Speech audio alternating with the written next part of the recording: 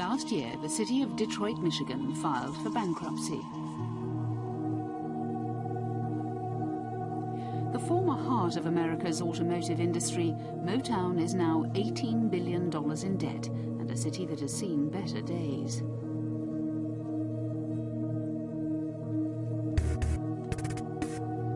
An hour's drive north of Detroit, the city of Flint is suffering a similar fate. Another former hub of the motoring world, it's now one of the most impoverished and blighted cities in the country. Saddled with high unemployment, its population of 100,000 experiences an average of 60 murders a year, earning Flint the unwanted title of the most violent city in America.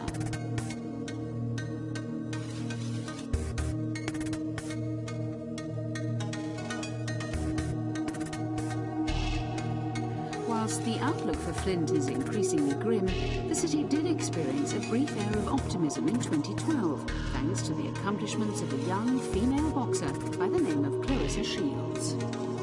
Growing up for me, I lived a few different places, but mainly I lived with my mom and my granny, and it was like kind of back and forth, but mostly with my grandmother. So my grandmother kind of kept me sheltered, you know, away from all the violence and stuff like that. Flint has a high murder rate.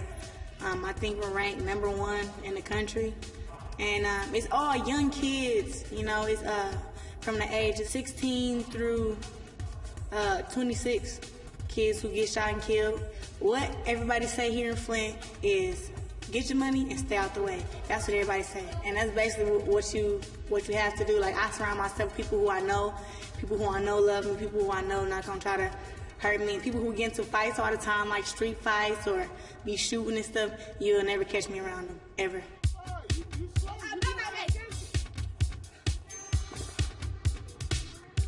Claressa began boxing at the Burston Field House Gym in Flint.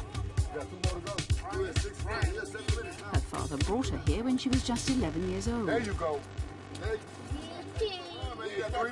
Pick it up, Rail. Despite being told repeatedly by her dad, a former fighter, that boxing was a man's sport, Claressa decided to follow in his footsteps. Burston coach Jason Crutchfield had little prior interest in women's boxing, but when he saw Claressa exhibiting more grit and punching with more venom than many of the boys in the gym, he began to take notice. The first time she came here, I didn't pay attention to her because she was a girl. But about 2 weeks later, I took a glimpse at her and I was like, wow. I mean, she was special. The way she listened and just, she was able to catch on real quick. She caught on quicker than a lot of the boys. She wasn't scared of none of the boys, none of the girls, none of them. She wasn't scared of nobody. And that kind of caught my eye. I was like, man, I might can do something with her. Although she possessed obvious natural talents, Claressa endured a difficult upbringing with her father in and out of prison for much of her life. Her older brother was in jail. Described as dangerous by one of her school teachers, Claressa had a fiery temper growing up. However, boxing taught her how to control those emotions and instead put them to often devastating use in the ring. I think boxing really helped her a lot, and it's a big time outlet for her.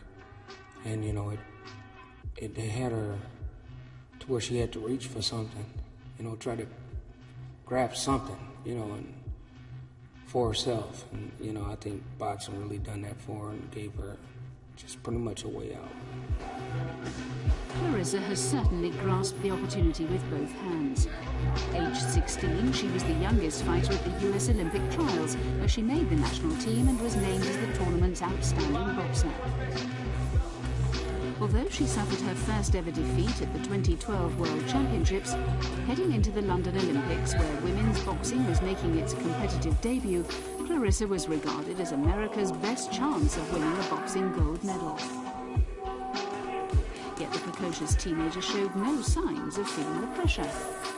I already knew that I was going to win the Olympics, but kind of working up to the Olympics, the only thing I knew was that I had to work really hard. I had to work harder than ever before. I stepped up from running 2 miles a day to running 4 one day and then running 6 the next day. I hit the bag really hard to my arms feel like they're finna fall off. I trained really hard, and I just focused, you know, and it wasn't any pressure, you know. It wasn't any pressure. I fight all the time. On her return to Flint, the youngster received a hero's welcome. She was caught up in a whirlwind of interviews and autograph signings.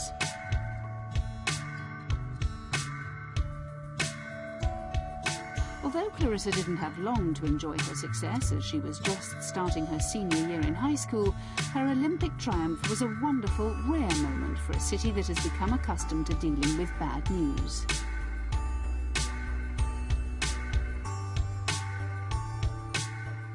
She pretty much just showed that something good can come out of Flint. She's an inspiration to a lot of people, you know. After the Olympics, I gave her like 2 or 3 weeks off, and I said, hey, well, you know, get you a little break, have your fun, do what you want to do. But we got to get back, you know, we got to always stick to what got us here. What got us here is hard work, sacrifice, dedication, and commitment, and we're going to keep on doing it. We're going to keep on doing it. Following the Olympics, Claressa continued her success in the ring, defeating 7-time Canadian champion Ariane Fortin and 3-time world champion Mary Spencer in amateur bouts. At last year's Women's Youth World Championships in Bulgaria, she proved to be on a different level to her rivals, with one opponent throwing in the towel after just 1 round in the ring with the American.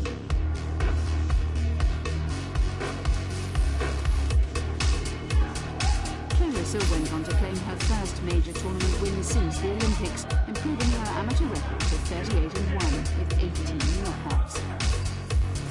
But whilst she might be making a big impression on her opponents, such is the state of women's boxing in the US, Claressa has struggled to get recognition for her achievements. Her win in London was overlooked by much of the American media, with many of the country's other Olympians receiving more attention than her, despite her gold medal. However, the youngster has tried hard to move on from that disappointment. You know, I was sitting around waiting for an endorsement, sponsorships and stuff like that. And I thought it was just going to come to me because that's what happens when you win a gold medal, especially when you're the first. And but it didn't happen like that. Like, the media kind of favors, like, gymnasts and swimmers and stuff. You got to find something else to be a motivation. I didn't, because I'm like, okay, I won a gold medal. I worked hard. So what's next? Whilst boxing remains her #1 focus, Claressa is currently studying at Olivet College in Michigan, a few hours' drive from Flint. She accepted a scholarship to study sport broadcasting and business there. Instead of turning professional, the 19-year-old's plan is to defend her title at the 2016 Olympics in Rio and to try and give the people of Flint something more to celebrate.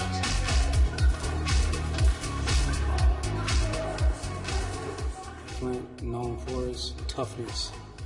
I think that kind of motivated her too. You know, just I'm from Flint, you know, and to go out there and do real good and try to accomplish something because everybody else, like some of her friends or whatever, they're pregnant or they just ain't doing nothing in school. She wanted to accomplish something for herself. Although female fighters continue to struggle for recognition in this most masculine of sports, Claressa Shields has never been one to shy away from a challenge. I've never been scared to try anything. I've never been scared or intimidated, nothing like that. I always just listen. And when you listen, you kind of block everything else out. You block out the people who you think can beat you up. You block out people who saying that you can't box. You just block everything out.